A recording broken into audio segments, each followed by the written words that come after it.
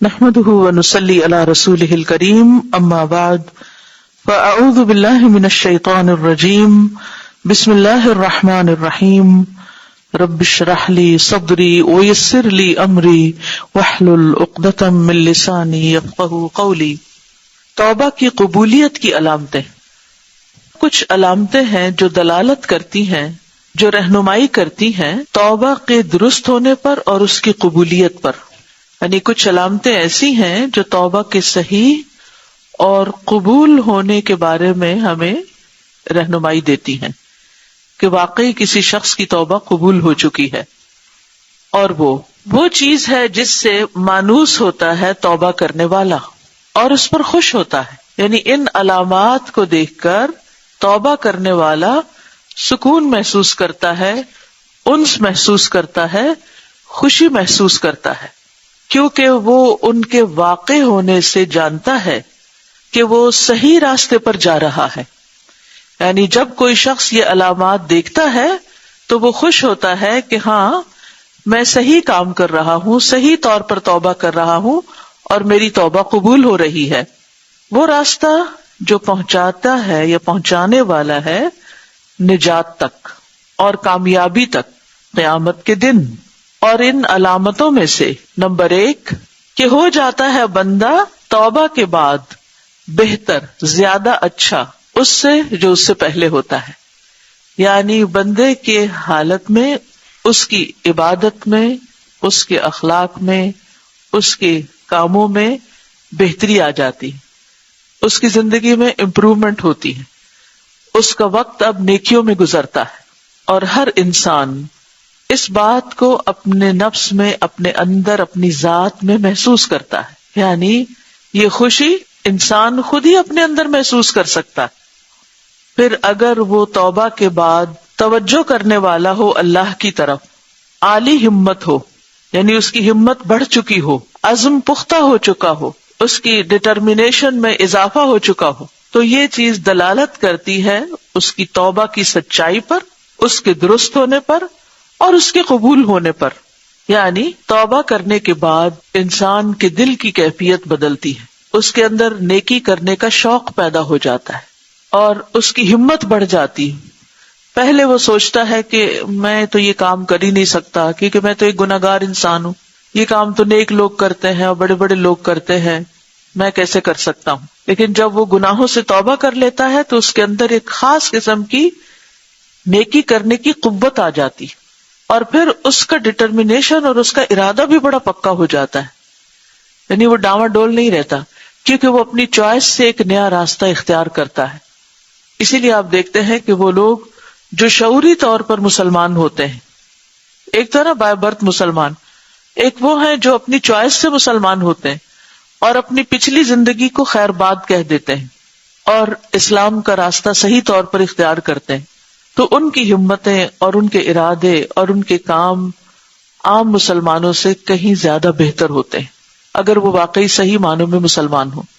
اسی طرح اگر کوئی شخص لا علم تھا، جاہل تھا یا گناہوں کی زندگی بسر کر رہا تھا، لیکن جب اس کو احساس ہوا اور اس نے توبہ کر لی تو اس کے بعد کی زندگی زیادہ پروڈکٹیو ہو جاتی، زیادہ قوی ہو جاتی، فائدے کی ہو جاتی، اپنے لیے بھی اور دوسروں کے لیے بھی۔ نمبر 2 کہ مسلسل رہتا ہے، ہمیشہ رہتا ہے خوف اور اللہ تعالیٰ کی نگرانی کا احساس اس کے ساتھ رہنے والا۔ یعنی اس کے دل میں اللہ کا خوف پیدا ہو جاتا ہے اور اس کے دل میں ہر وقت یہ خیال رہتا ہے کہ میرا رب مجھے دیکھ رہا ہے، اس کے دل میں رب کی یاد ہوتی ہے۔ وہ کوئی بھی غلط کام کرنے لگتا ہے تو اس کو یاد آ جاتا ہے فوراً ہی کہ میرا رب مجھے دیکھ رہا ہے۔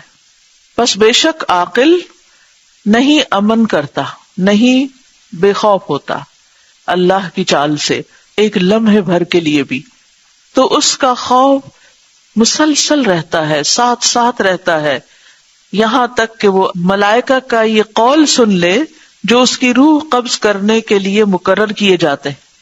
یعنی وہ انسان زندگی کے آخری لمحے تک اللہ سے ڈرتا رہتا ہے، اس کے اندر اللہ کا تقوی ہوتا ہے، وہ کسی وقت بھی بے خوف نہیں ہوتا، وہ یہ نہیں سوچتا کہ اب تو سب ٹھیک ہو چکا ہے، نہیں، وہ ڈرتا ہے کہ کہیں میری پکڑ نہ ہو جائے، کہیں میں پھر سلپ نہ کر جاؤں، کہیں میں پھر پلٹ نہ جاؤں.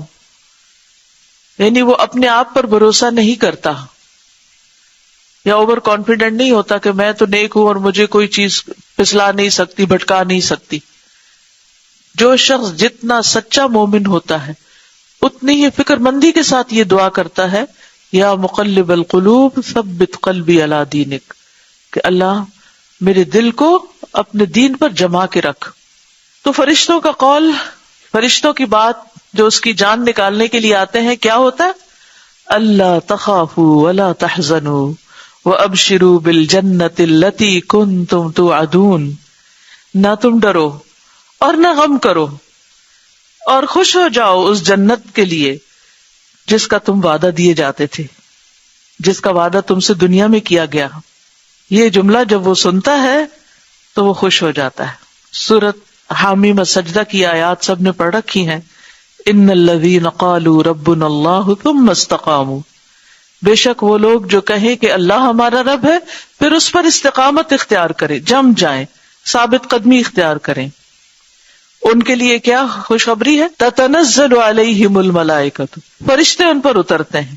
اور خاص طور پر موت کے وقت جان لینے کے لیے جو فرشتے آتے ہیں وہ آ کر کیا کہتے ہیں؟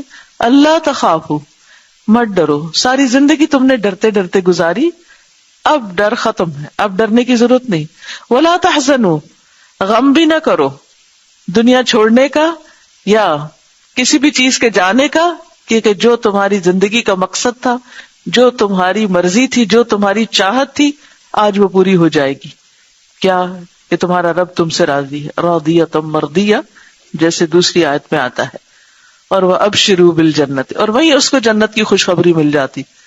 تو انسان جب جنت کی خوشخبری پاتا ہے تو وہ خوش ہو جاتا ہے. اسی لیے آپ نے دیکھا ہوگا کہ بعض فوت ہونے والوں کے چہروں پر ایک خاص طرح کی مسکراہٹ ہوتی. یہ کہاں سے آتی ہے مسکراہٹ؟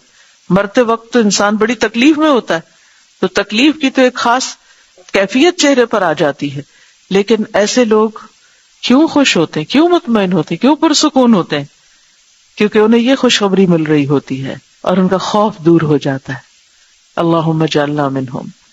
کیونکہ ہم میں سے ہر شخص جتنا جتنا دین کو پڑھتا جاتا ہے، قرآن پڑھتا جاتا ہے، تو اس کے دل کے اندر یہ خوف آتا جاتا ہے کہ کہیں میں کچھ غلط نہ کر دوں، کہیں میری آخرت خراب نہ ہو جائے، کہیں میری کسی بات پہ پکڑ نہ ہو جائے. لیکن جس وقت زندگی ختم ہو جاتی ہے اور ایمان پر خاتمہ ہو جاتا ہے، لا الہ الا اللہ پر خاتمہ ہوتا ہے، تو وہیں سے انسان کے سارے غم، دکھ، درد، تکلیفیں ختم ہو جاتی ہیں، کیونکہ وہ کامیاب ہو کر دنیا سے لوٹ رہا ہے.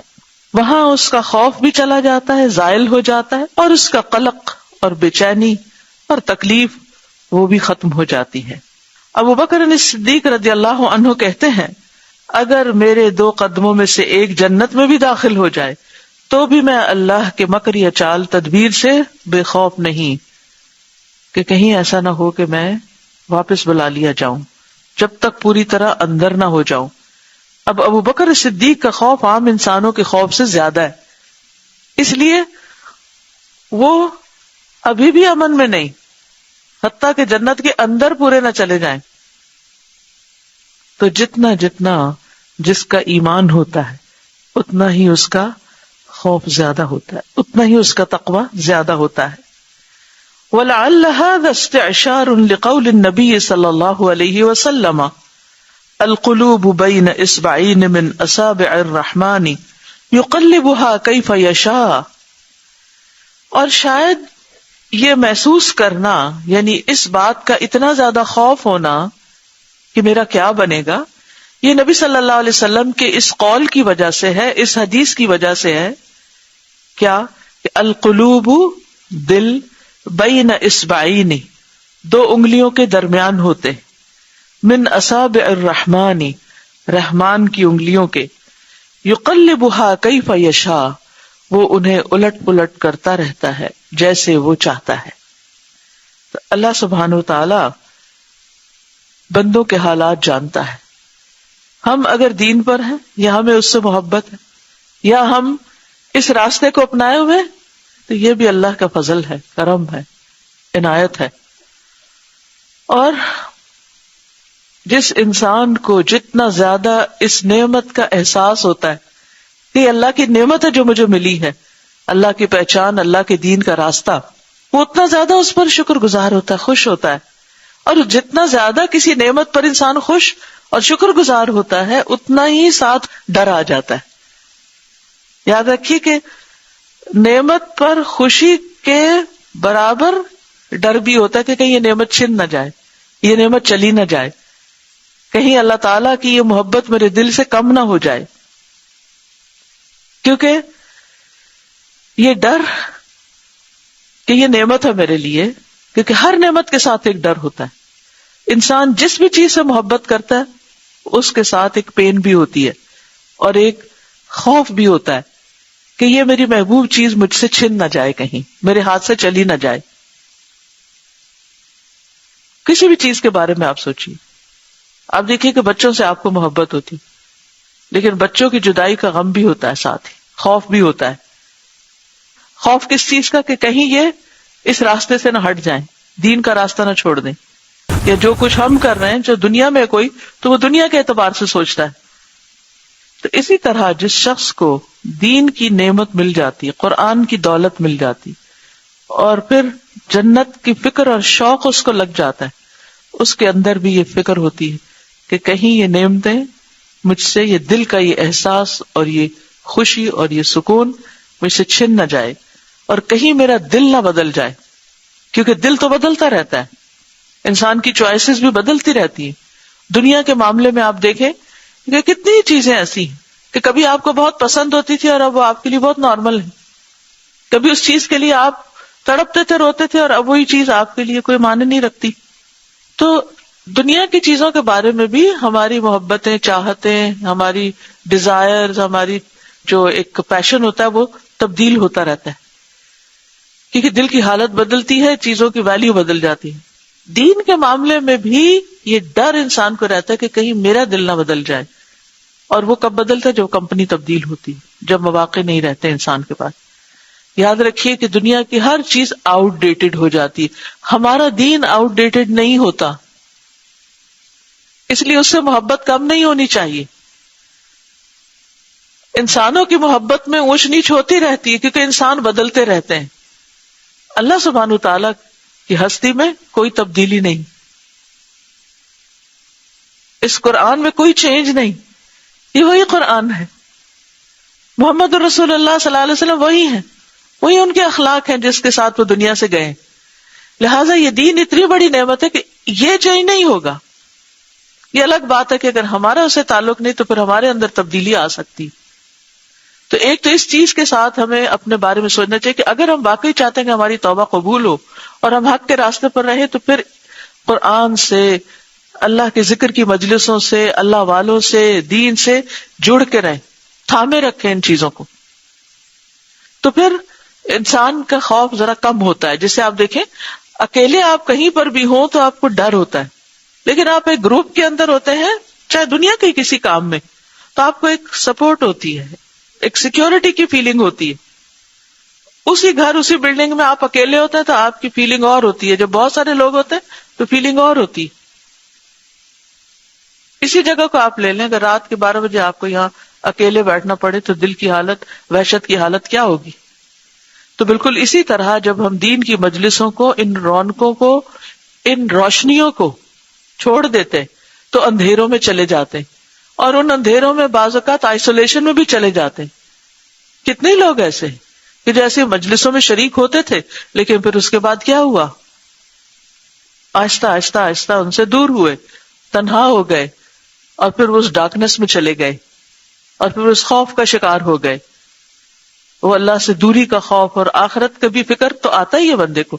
جس کو ایک دفعہ آخرت کا پتہ چل جائے وہ ٹوٹلی بے خوف تو نہیں ہو سکتا، لیکن اپنے آپ کو ہیلپ لیس اور انسیکیور بھی محسوس کرتا ہے اس کے ساتھ ساتھ. تو اس لیے بہت ضروری ہے کہ انسان اگر توبہ کرتا ہے، ایک نئی زندگی اختیار کرتا ہے، تو اس میں اس کے لیے لائف سپورٹ بھی ہونی چاہیے تاکہ اس کی روح اور اس کا دل مر نہ جائے. سبحانک اللہم و بحمدک، اشہد ان لا الہ الا انت، استغفرک و اتوب الیک. السلام علیکم و رحمۃ اللہ.